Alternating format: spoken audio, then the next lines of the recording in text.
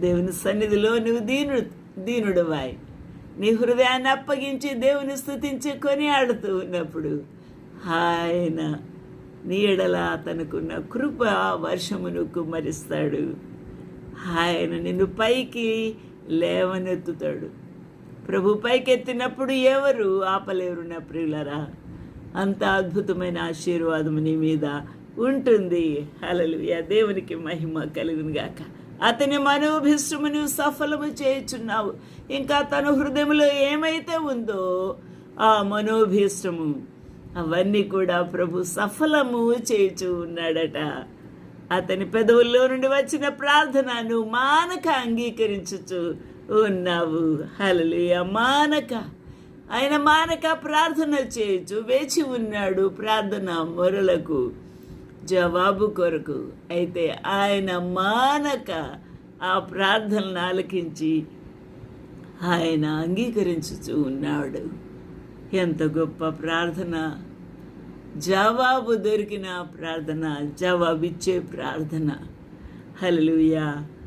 అతని మనోభీష్టము నువ్వు సఫలము చేయుచూ ఉన్నావు. దేవునికి మహిమ కలుగునుగాక. శ్రేష్కరమైన ఆశీర్వాదములతో నీవు అతనిని ఎదుర్కొనుచూ ఉన్నావు. నా ప్రియులారా, పూజారి దేవుని ఎదుర్కొనుటకు వెళ్తాడు. సిద్ధపడిన తను తాను సిద్ధం చేసుకొని ఆ ప్రభుకు సమర్పించవలసినవి చేతిలో పట్టుకొని వెళ్తాడు పూజారి. అయితే ఇక్కడ ఆ ప్రభువే శ్రేష్కరమైన ఆశీర్వాదములను ఆయన తీసుకొని వస్తూ అతనిని ఎదుర్కొంచూ ఉన్నాడు. దావీదుని ఎదుర్కొనిచూ ఉన్నావు. హల్లెలూయా. అబ్బా, ఎంత ప్రేమ ప్రభువుకు! ఎంత బేగే దావీదును కలుసుకోవాలి సమాజ మందిరములో అని ఆ ప్రభుకి ఎంత ఇష్టమైంది. ఎంత అద్భుతమైన ఈ యొక్క సన్నివేశము.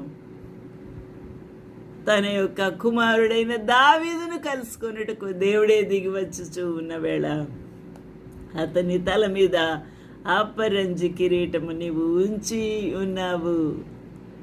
తళతళలాడుతున్న ఆ యొక్క అపరంజి కిరీటమును ఆ ప్రభు తీసుకొని వచ్చి అతని తల మీద ఉంచి ఉన్నాడు. ఎంత బాగుందండి! దేవుని యొక్క ప్రేమ అంత గొప్పగా ఉంది దావీదు ఎడల. దేవుని యొక్క కృప